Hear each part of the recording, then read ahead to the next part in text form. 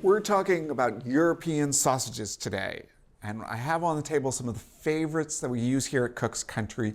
We use them both as an ingredient in a soup or stew, or cook them and serve them as the star on the plate. Now, I'm going to start down here at the end with the Bratwurst. It's kind of sweet, herbal.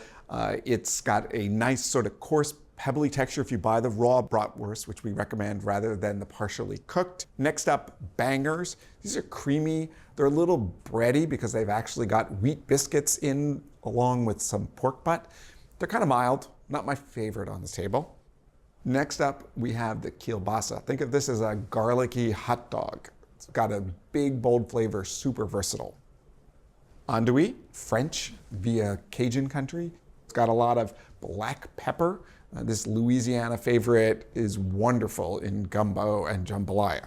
Next up, from Portugal, linguica. So this has got cumin and paprika, but also vinegar, so it's a little bit tangy. Two Italian sausages, so this is hot Italian sausage and sweet Italian sausage.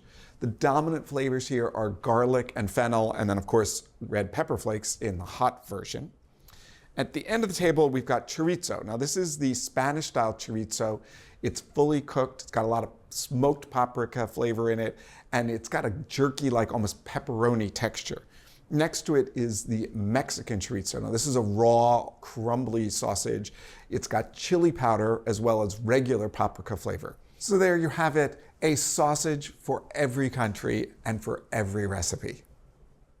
If you're ready to take your cooking to the next level, try our digital all-access membership, where you can stream every season of Cook's Country anytime. Scan the QR code or head over to cookscountry.com to sign up for a free trial. And let's make something great together.